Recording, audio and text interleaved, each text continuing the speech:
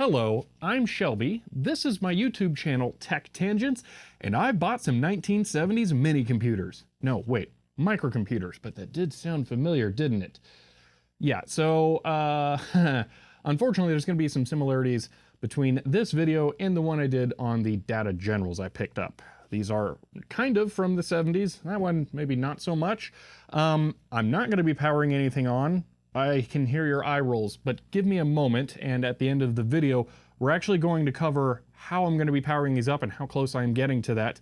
And I am not totally sure about how these work, and I'm actually still doing research on that, but I have a bit of information to share with you here. But what are these? Well, this is an IMSAI 8080. This computer is from 1975 and was a direct competitor to the Altair 8800. It's actually a clone of it, and this is nothing short of a holy grail computer for any serious vintage computer collector. And when I had the opportunity to go pick that up, I about lost my mind, and I still can't believe it's right there. It's definitely one of those pinch me, is this happening things to be able to have in my collection now. So that I am unbelievably floored by and am excited about. This, on the other hand, the CompuPro 816 is actually better, compatible with pretty much everything that is, as far as I'm aware, is a little bit newer, and is probably the one that's more likely to work out of the box. But we're getting a little ahead of ourselves. I have a lot to cover in this video, and I have a short amount of time to do it.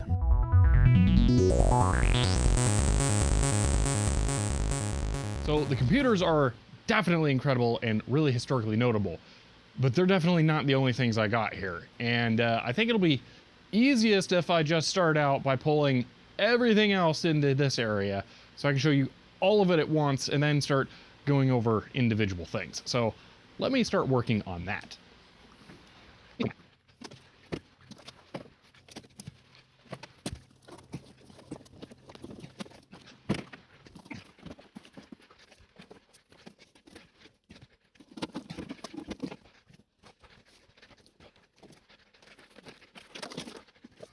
Okay, so let's start going over what all is here, and there are a couple of things that I'm still going to bring out because of just how bananas this all is. So the first thing here are two Televideo 950 terminals. I don't know what the capabilities of those are, but they're pretty awesome. They look like they're trying to mimic a VT100, so they might be compatible with that. Next to them is a Visual 200 terminal. And this one I know is not VT100. This is more ADM3A era emulation clone type thing. These things, so obviously there's a lot of documentation down there. We're going to get to that. I have the manual for this and I can look through it, and it says that it emulates DEC VT52, ADDS 520, LSI ADM3A, and Hazeltine 1500. That's kind of the MO of these off-brand terminals, you could say, is that they emulate the other ones. Televideo, I think, is kind of like a mainline terminal, but I don't know quite what the functionality of those are yet. However, this is the manual for the Visual 200 here, and I wouldn't be too surprised if I have the manuals for those, but I'll get to that in a moment here.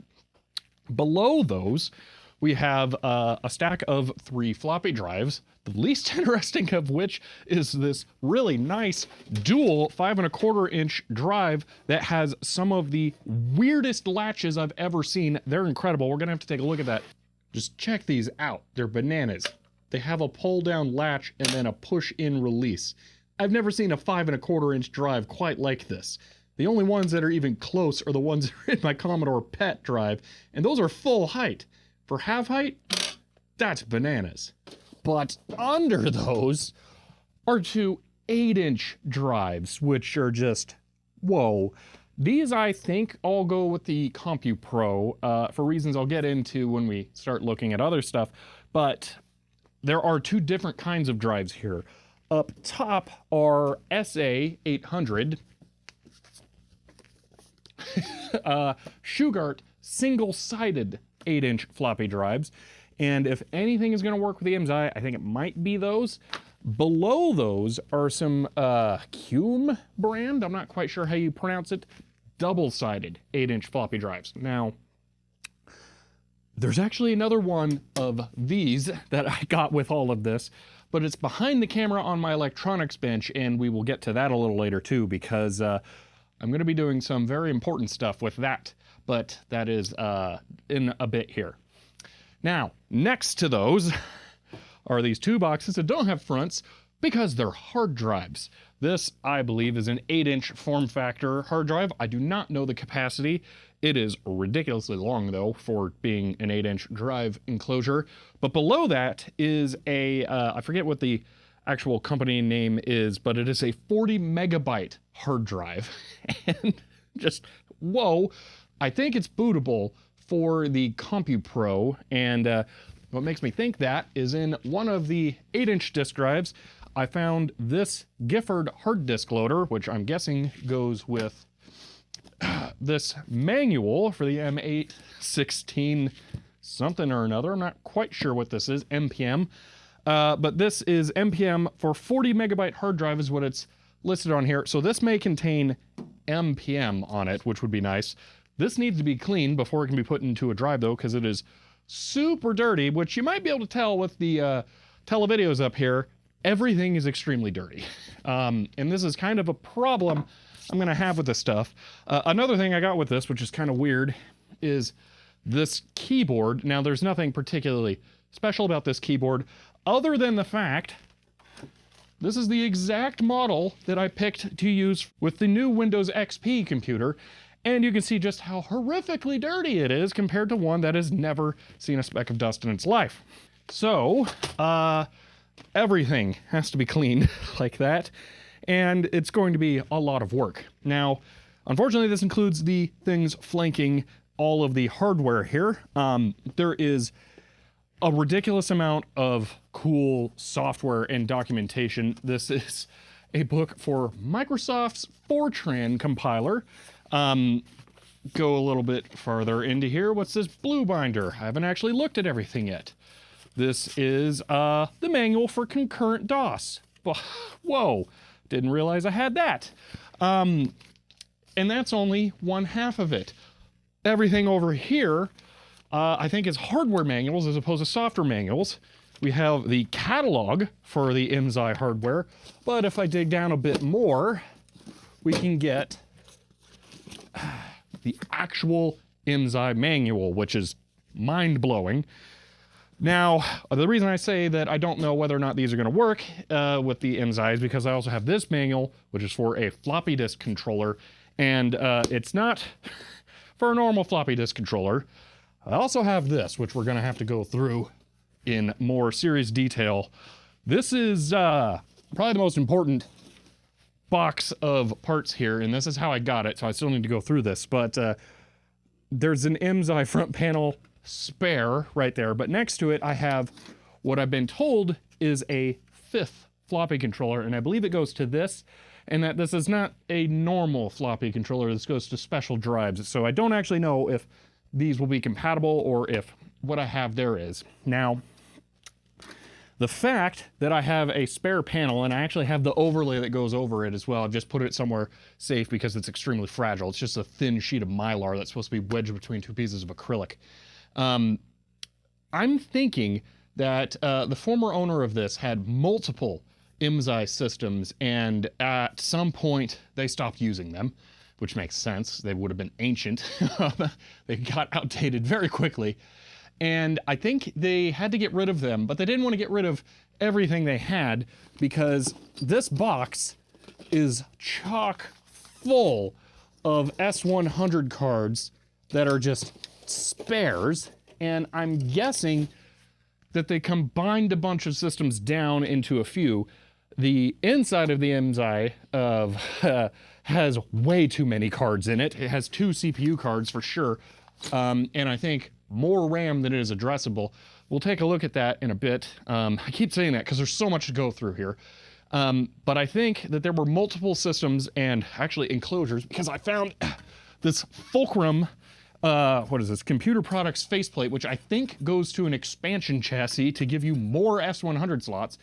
Unfortunately, I didn't find the chassis, but yeah, they clearly had more hardware, and I'm guessing they reduced down. So I actually have a condensed set of hardware, is my guess. And it just means that I probably have extra parts, which is not something that I'm trying to say I'm going to sell them. It means that I can actually get stuff to work if things don't work. And I'm actually a little curious if I can build a second IMSAI out of the spare parts. That would be kind of incredible, but that's a very far off problem because first I got to get one working. But it'd be cool to find enough clone parts to build up a second unit that I could take to like exhibits and stuff without as much of a concern. But yeah, we'll take a look at that in many, many videos from now because there's way too much stuff going on.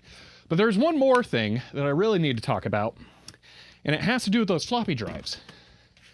This is a box of 8-inch floppy disks, which are huge. This is not the first time I've had 8-inch floppy disks. The Data Generals came with a bunch of them.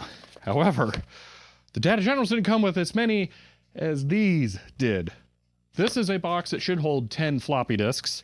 This one in particular has a couple less, but I got more of these boxes that seem to be stuffed full. 20 boxes of these that have a bunch of discs in them. And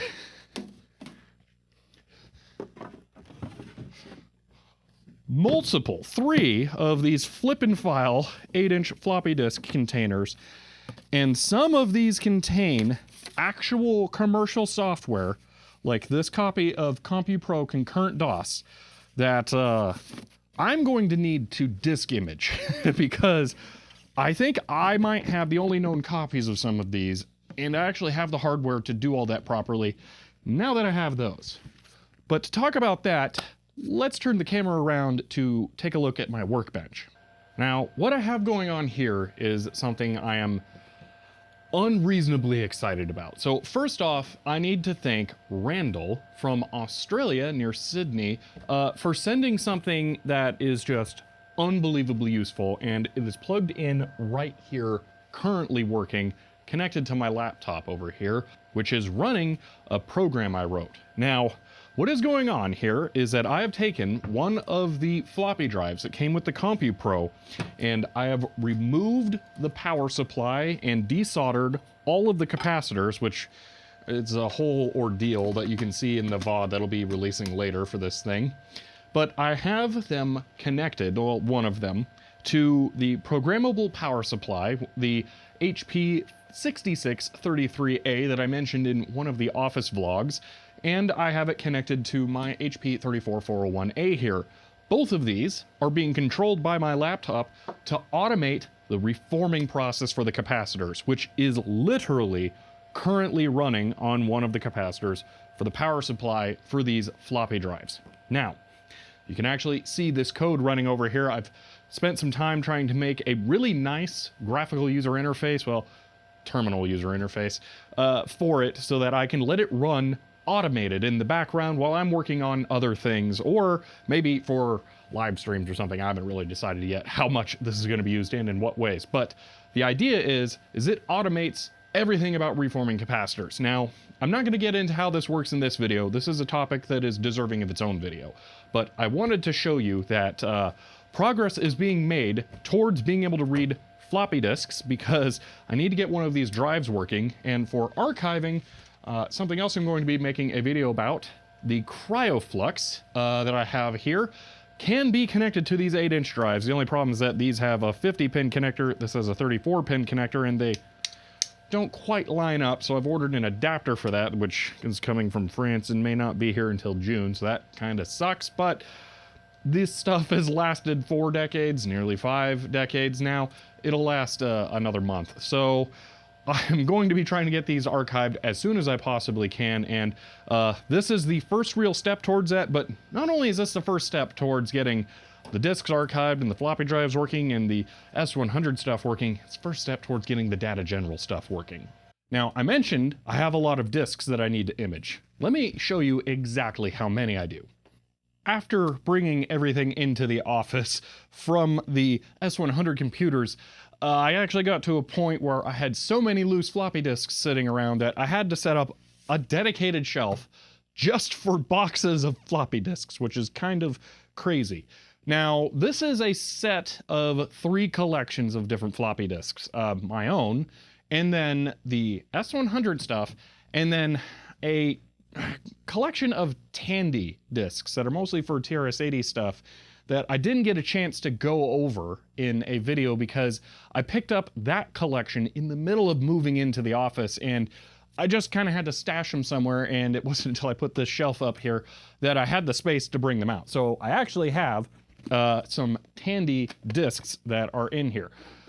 But what I really want to focus on are the 8-inch discs, because these are the most precious ones I have. Now, I mentioned the CompuPro concurrent DOS in there, but like I said, I have 20 boxes of 8-inch floppy disks down in here that you can see, an enormous amount of them, and the majority of them have software on them, not user data. Now, I want to make that point clear because this box that I was keeping down there came with my Data General computers, and this is 140 disks of nothing but user data. They're all indexed numbers that I assume relate to client business information, and realistically, I'm not going to find anything that I should be publishing on these. Those are just the legacy of the computers and kind of fun to have around. But getting the software backed up is very important and is my main concern right now, which is why I'm focusing on that 8-inch disk drive over there, and I have one of these. This is a CryoFlux, which is a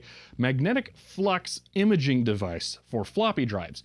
Rather than reading ones and zeros from the disk, it reads the actual magnetic data, kind of like an analog tape player, and records that to the computer at something like 50 oversamples per actual bit. So with this, you can reconstruct even partially damaged disks and hopefully get better reads. So I'm going to be using one of these with the 8-inch disk drive I have over there to try and rip all of the floppy disks that I have here. And the real benefit to this is that it is platform agnostic. So however the disks are formatted, it should be able to rip everything, which is going to be perfect because I also only have one Data General boot disk that is a floppy, and I kind of really need to get that backed up as well. And interestingly, this hardware is actually going to allow me to back that disk up for the first time, because if we look back at some older pictures or video I have from the Data General stuff, the floppy drives in that use a consolidated logic board spread across both of them, kind of like how Apple created their own floppy disk interface board for the Apple II. The Data General drives cannot be interfaced with a modern computer in any way with something like this, because the logic for controlling the drive itself is just tied into the actual interface. So can't be done. But with these drives, the ones down there and the one I have on the bench, I can actually rip those disks too. So that's going to be fantastic. Okay, so I have a plan for backing up the software, and it's contingent on getting the capacitors reformed and interfacing the floppy drive. So I'm getting the hardware electrically sorted. Now, there's one other thing that I need to start working on before I can begin powering these things up, and that's cleaning them. Now, unfortunately, everything here is really dirty, like I mentioned. If we even just take a look at the IMSAI front panel here, I can just quickly wipe my finger on there and you can see how much dirt there is. And everything is like that, including the screens. Now, I've been trying to figure out what the best way of bulk cleaning stuff like this is since I got the Data Generals, because those are all very dirty as well and are going to need cleaned. An ultrasonic cleaner is one method that comes up a lot, but there's a couple of problems with that. I don't have a sink at the office, which means that I cannot easily dispose of ultrasonic cleaning fluid, and I can't rinse the boards off after they're cleaned. Additionally, ultrasonic cleaners have harmonic frequencies, that's how they work, and one thing that can happen is that with the fragile vintage chips, you can actually dislodge and break things internally, and that's something that I'm very concerned about and I don't want to have happen. So I've kind of come to a sort of non-ideal solution that I think will work, but I'm still going to be doing some testing and finding out. And that is an ESD safe vacuum cleaner. This is an Atrix vacuum cleaner that I just got off Amazon, but it is intended to be ESD safe, and I'm gonna be taking extra ESD precautions when it comes to cleaning the electronics, but for now, I can very easily get stuff cleaned on the exterior. Now, I won't be filming that today for a couple of reasons. One, I'm just trying to do an overview of everything, and well, if I demonstrate this, you'll see that.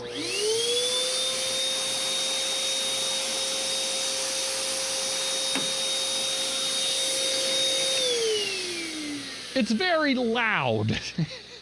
And I'm going to have to pretty much dedicate the time that I work with it to cleaning, because I'm not gonna be able to talk over stuff as I do it. Now that was just using a weird like bristle tip in the vacuum there, but I actually have a viewer to thank for picking up a set of ESD brushes for me as well.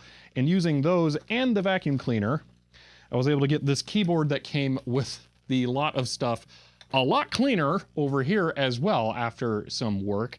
So I'm optimistic about this. It's not perfect, and I may add wet wipes or damp sponges to this process to try and get everything as clean as I can, but for now, this is a good start, and I would have no problem powering up a PCB that's at least this clean, because a lot of those are also dirty as well, so I have a lot of work ahead of me. Now, something I forgot to mention a little bit ago is the preservation of the physical media. I mentioned the electrical magnetic media, the floppy disks, and that I have a pretty solid plan in place for that I am working towards. We're making progress on that. But what about the documentation? Now, some of this stuff, like I bet this May 1976 IMSAI catalog has been archived already, and I know for a fact that the 5th floppy controller manual and the standard IMSAI computer manuals have been documented. But I don't know about other things. Like if I just flip through here, we have a CPM 2.2 installation guide from Digital Research. If I come over here, I might have, well, that's a second Visual 200 terminal manual. So they had multiple of those. Okay, I haven't had the time to dive into all of this because there's so much here. That is a very enormous NPM programming manual. But I know there's other things that are likely not documented here. Fujitsu floppy drives manual? I don't know. These might go to those 5 1/4 inch drives that I would need to take a look at still, but I don't know. There's so much here. Another NPM programming guide, C Basic software, a different C Basic manual, and then everything over there is also different. And then I have even more stuff right here. This is what I was looking for. NPM 86 release 2.1, XLT 86, CPM, introduction to CPM features and faculties, up to 1978, January 1978, a Fulcrum interface card, or is this, it's an OmniDisk DMA disk controller for S-100 systems. So there's a lot here that I need to go over, and I know that. I am currently working on trying to get a document scanner, and I might actually be doing a video review of it to get it, but I think it will be worth trying to go that route as a proper document scanner to try and archive all of this a little more easily. Now, some of this stuff is not going to be easy to archive no matter what. I have a massive thick spine like this. This book is just not going to hold open that well, and unfortunately, as you can kind of see with this, everything has had some liquid damage because it was stored outside. So it's still going to be difficult to archive things, but I'm going to do it because, again, I may have some of the only known examples of these things. Well, currently they're not known because I don't know what I have. But once I have the time to sit down and go through all of this, which is probably going to be a stream after this video is live, because I'm going to need to sit down and do that. So if you want to hang out with me as I look through all this stuff, you can check me out on Twitch. But I'm going to have to sit down and go through exactly what I have and figure out what I'm going to need to archive, because there's so much here that it doesn't make sense for me to try and archive things that already have been unless they're not very good, and then I could potentially redo it better. But I'm still working on getting the hardware for doing that because I'm past the point of just using a flatbed scanner here. I need something else. So we're gonna see what we can do about that. Like I said, have some lines in the water. All right, I am starting to strain the space capabilities of my office, but I'm not gonna leave you out to dry like that. We are going to open these before I finish up the video here. We're not gonna go through every single thing that's in these though. I just want to give you an overview because each of these are going to deserve their own video to take a look at everything that's inside. So we will be doing that at some point. But before I can do that, I'm gonna have to find some kind of like identification guide for S-100 cards, because honestly, I have no idea what's in these, even when I look at them. But I will say, there's just a couple of screws on these sides, and they were missing on mine, so I actually put standard PC case screws in there, which seem to match the threads perfectly, which probably means that they're just 10-30 seconds standard holes, like a computer uses.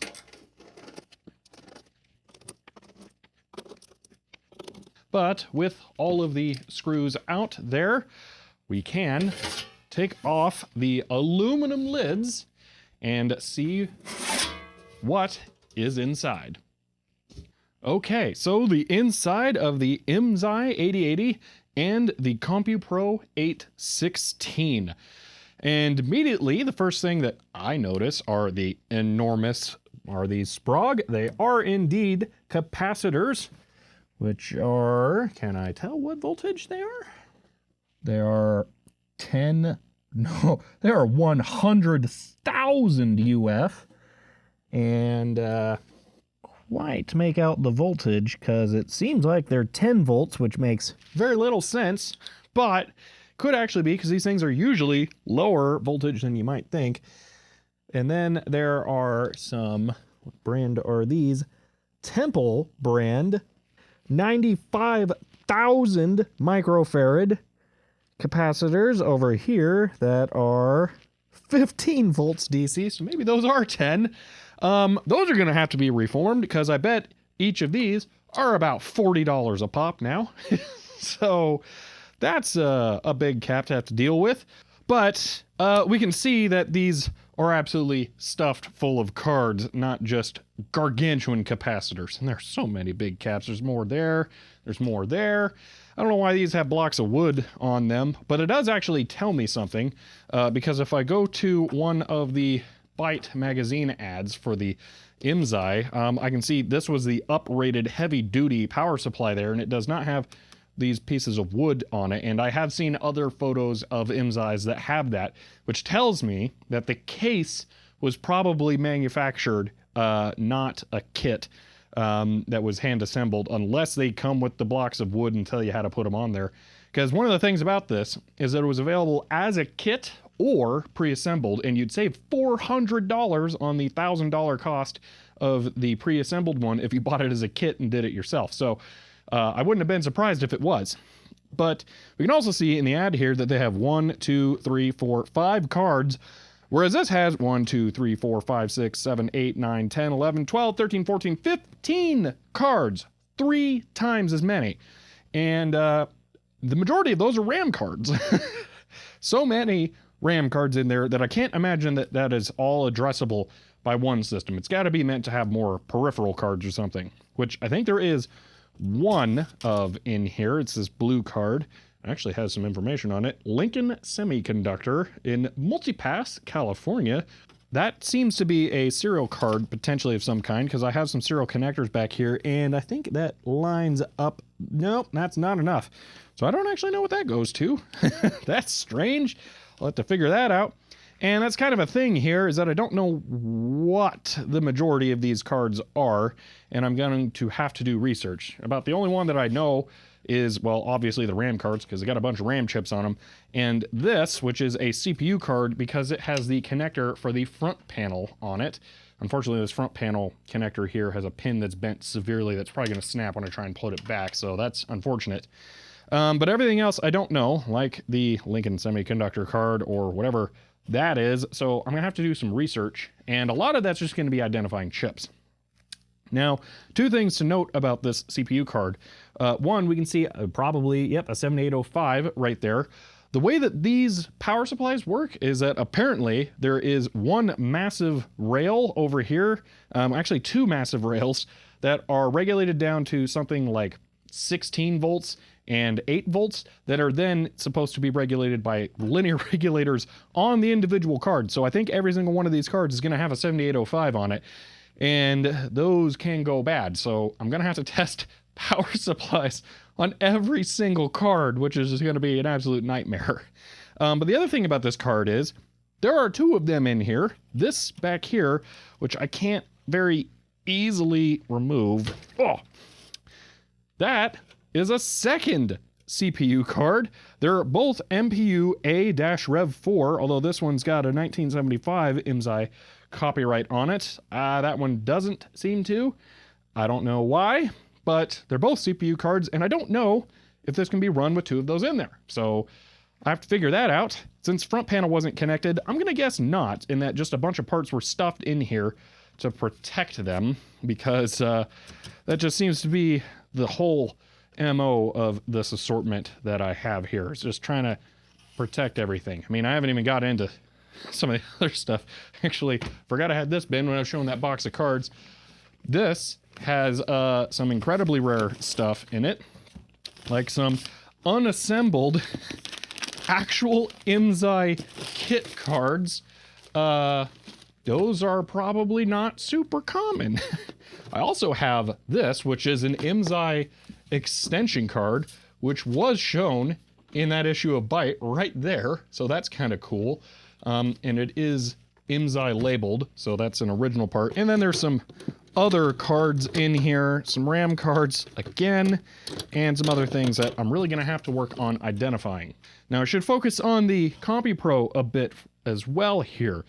It seems like it's a little better sorted. So we have a block of RAM here, what appears to be another block of RAM there.